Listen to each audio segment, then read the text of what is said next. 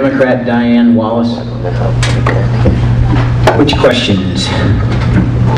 I'd like to answer 2 and 11. 2 and 11. The number 2 is about the unions having a stranglehold on Sacramento. How do you plan to deal with the unions, and can you, for the record, state, if you do get elected, what your plan will be, and what unions have endorsed your campaign and why? Number 11 deals with the gangs. My biggest concern after living here for 27 years, says the stakeholder, is about gangs active in the neighborhood. Culver City Boys, Sotel, and others. Would you address your experience in fighting this, if any? And what would you do about it if elected? Thank you. I believe in local control. The issue about the unions in Sacramento, it isn't just about the unions. It's about the corporations and the special interest groups and the unions. Unions have a role in defending employees against capricious and unfair management practices. We have to understand that and support that. But their venture into politics, along with corporations and special interests, are abhorrent to me. So much so that I think that you and I actually can take the initial step to deal with this.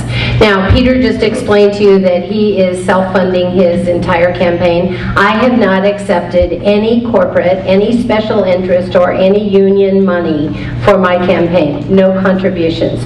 All of my contributions have been individual. They've ranged from $20 a person to $250. That's it. And so that's why you haven't received anything in the mail from me. Yes, I saved a few trees. But the issue is that you could vote for me and send me to Sacramento and no one would own me. That's the deal in Sacramento, and quite frankly, it's the deal in Sacramento. Special interest groups, unions, and corporations own the people that we've elected who are serving us in Sacramento, but really they're serving those interests. Not good. About the gangs, I was a principal at La Bayona School in Culver City. The Culver City Boys killed some of my former students. They weren't gang members, they were kids killed in a drive-by shooting.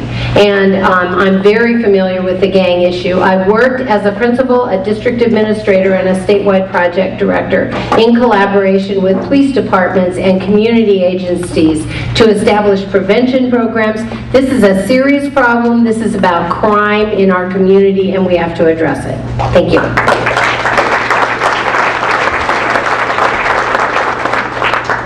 Lisa Ann Green of the Green Party. 5 and 12, please. 5 and 12. Number 5. What is the best strategy or strategies to resolve the controversial issue of illegal immigration?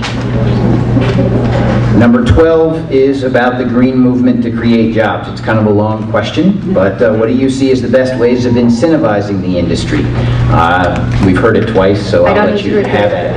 2 minutes. Thank you. I noticed that the immigration issue was on this questionnaire 3 times, and I like to address the tough issues. I want to remind everyone who believes that love is the strongest power in the universe, you should not be pitting each other against each other.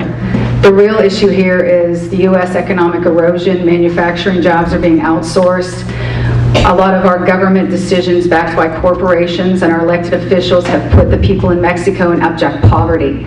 Their soil is ruined, their water is ruined, their land is ruined, we're drilling their oil, we're depleting their natural resources. There's a crisis and they're leaving and they're fleeing. That's the real issue. Please do not get caught in a trap where we're pitting each other against each other. Let's change the things that we need to change.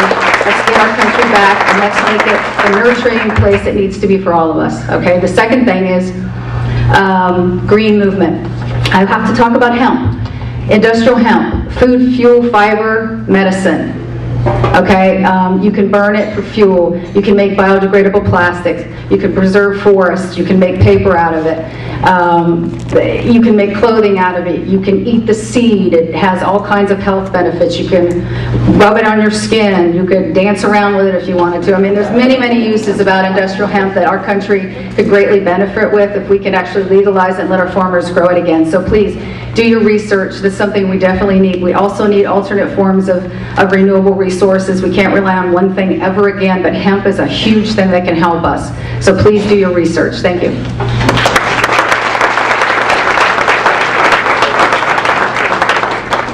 Democrat Kate Anderson. Yeah. I think it's the Number 4. Please describe what steps you will take to address the Santa Monica Airport's negative impacts on the West Los Angeles neighborhood.